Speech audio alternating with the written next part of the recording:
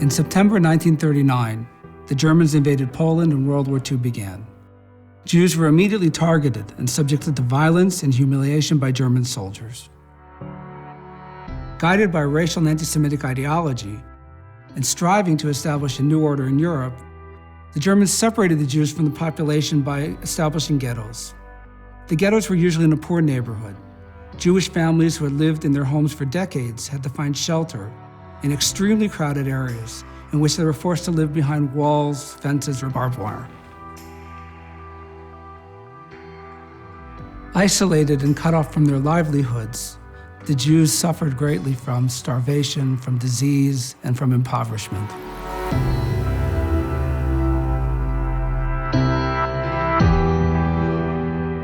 The establishment of ghettos in Eastern Europe was an uneven process that began in the autumn of 1939 and continued well into 1941. It's important to emphasize that the ghettos were established as an interim measure, as the Germans continued to seek a solution to what they defined as the Jewish problem. At no point were the Germans interested in creating some sort of continuity for Jewish life. It was the beginning of the end of survival, of becoming a different existence, totally different human being, another world. That world was just fast and faster disappearing. Ellis Lewin was born in Lodz. He was 8 years old when the Germans established a ghetto in his city. He, his father Joseph, his mother Hannah, and his sister Miriam were incarcerated in the ghetto for 4 long years. I was constantly kept inside. I was not to go out. So I was like inside forever. And we started living inside. When any playing we did as children, we did inside. There was no outside anymore. It was no longer next week what should we have done a year ago. Now we're confronted with the devil himself, and we were instantly cut off from everything, and the instant brutality, the instant orders, the instant change, it was not a slower way of introducing you into that kind of a existence. It was like the door shutting on you, and that's it. Ellis talks about the constant and immediate drastic change that happened once he was incarcerated in the ghetto. But it was not only one immediate change. It was an ongoing process of changes that influenced every aspect of life. Even his concept of time changed, and the future was reduced to the next hour, the next day. The challenges of teaching this period are great. How can we make the story of the ghettos relevant to our students today? How can we trace today, decades after these horrifying events happened, what Jews felt, understood, and knew when the events were actually taking place?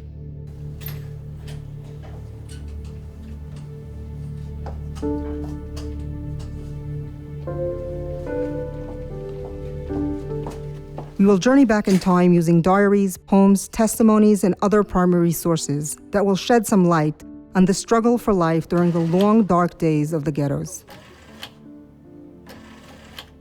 In order to better understand the story of the ghettos, we have chosen to focus on the Lodz ghetto.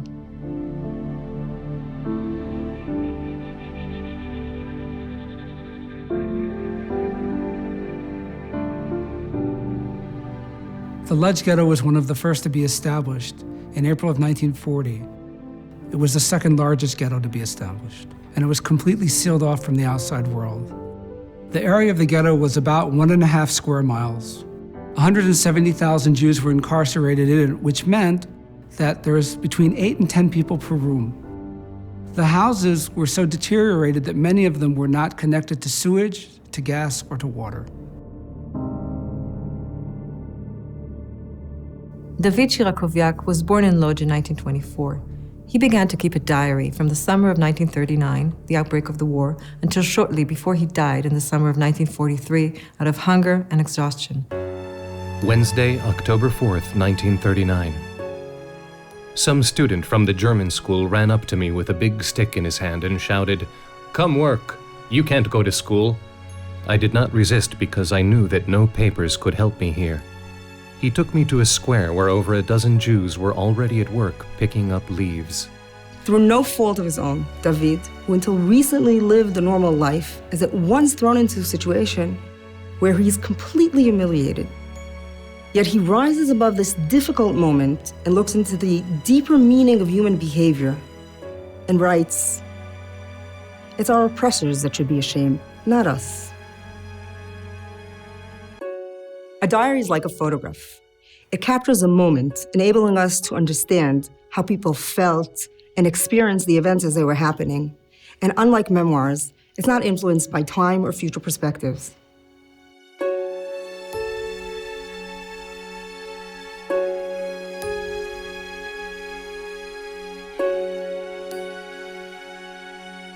It's important to realize that a diarist writes his feelings for himself alone. It's not a historical document. Therefore, when reading a diary written by somebody who was murdered in the Holocaust, we should be respectful of his dignity. We have to remember we are entering the intimacy of his soul. Friday, May 2nd, 1941. The portion of bread I receive won't feed me for more than 2 or 3 days.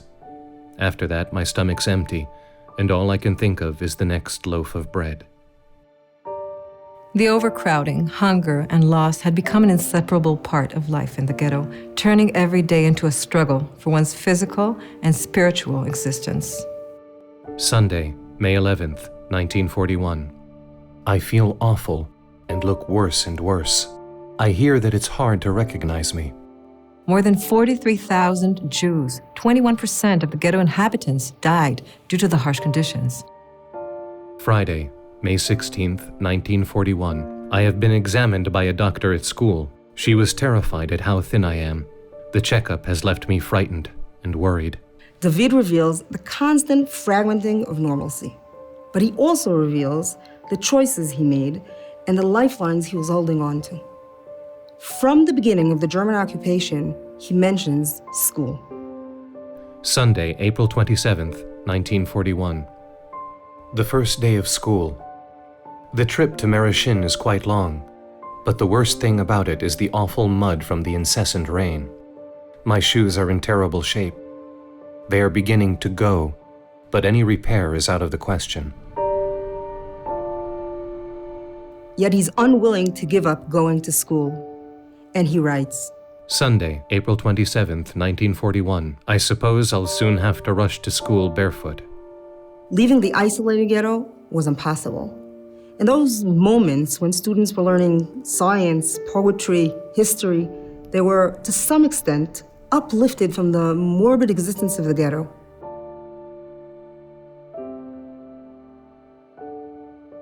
As educators, this is an opportunity to discuss with our students the significance of education. I went to school for a short while, and then they just closed all the schools and everybody had to go to work. So they sent me to a place that was making carpets, which was a atThe resort. It consisted, we had like a frame with some kind of a cotton going through, and we used to get pieces of material and make long pieces of material, and then we used to weave it in and make designs. They really came out quite nice.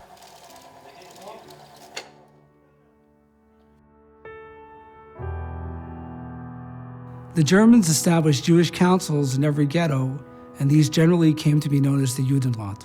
The members of the Judenrat were faced with many dilemmas in their decision-making process.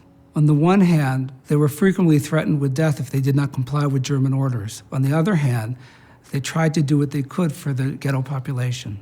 The head of the Judenrat in Ghetto Lodz was Chaim Rumkowski, and he thought that the best way for the ghetto residents to get through the war was to work. And eventually, over 100 factories were set up in the ghetto, providing essential goods for the Germans. All the Jews in the ghetto were forced to work by the Germans, including all children over the age of 10.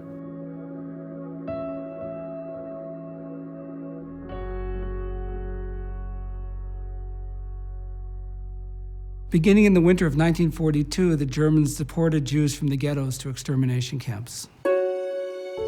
Saturday, September 5th, 1942. My mother has been caught, and I doubt very much that anything will save her. In September of 1942, the Germans rounded up the Jews in a horrific, bloody operation known as the Sperre. They moved from house to house, forcibly removing the elderly, the sick, and children under the age of 10. More than 15,000 Jews were deported to the Chamenor extermination camp. Not a single family was left untouched. Saturday, September 5th, 1942. My poor mother, who always feared everything, yet invariably continued to believe in God, spoke to us about her fate.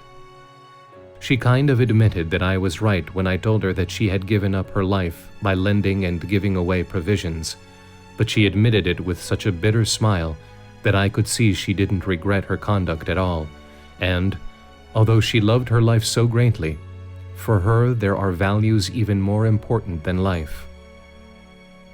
She kissed each one of us goodbye, took a bag with her bread and a few potatoes that I forced on her, and left quickly to her horrible fate. I couldn't muster the willpower to look through the window after her or to cry. I thought my heart was breaking. It didn't break, though, and it let me eat, think, speak, and go to sleep.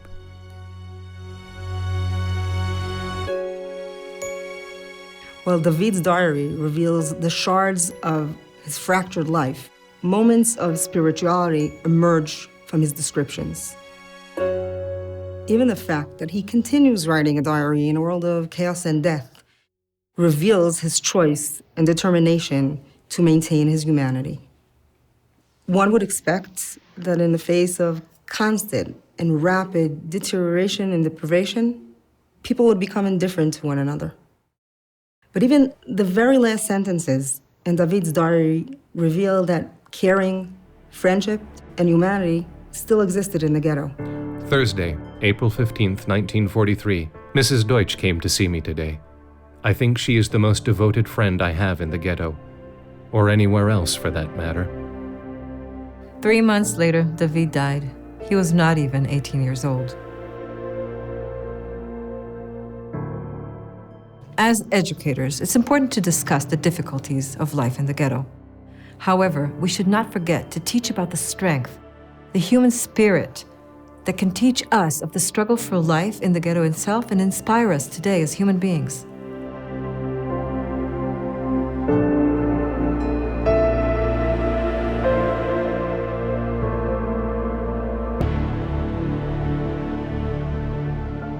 Avrem Kopolovich was 11 years old when he was incarcerated in the ghetto with his parents.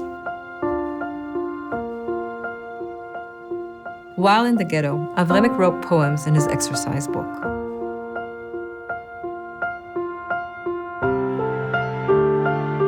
When I grow up and reach the age of 20, I'll set out to see the enchanting world. I'll take a seat in a bird with a motor. I'll rise and soar high into space. I'll fly, sail, hover over the lonely, faraway world. I'll soar over rivers and oceans. Skyward shall I ascend and blossom. A cloud, my sister, the wind, my brother. Avremek's poem expresses his freedom of spirit, his ability to dream and hope for a future in a world that denied his present. In August of 1944, he was sent with his family to Auschwitz-Birkenau. After the war, his father Mendel, the only one survivor from the family, had returned home. He found his son's notebook, where he left it before they were taken to the death camp. Ultimately, when the Germans embarked on the annihilation of the Jewish nation, they began liquidating the ghettos and deporting most of the Jews who remained in them.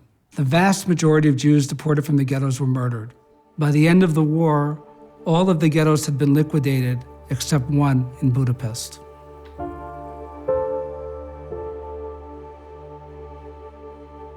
We have touched upon the stories of David, Eva, Avremek, and Alice.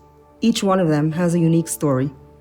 But their stories echo the story of more than 204,000 Jews that were incarcerated behind the walls of the Lodz Ghetto.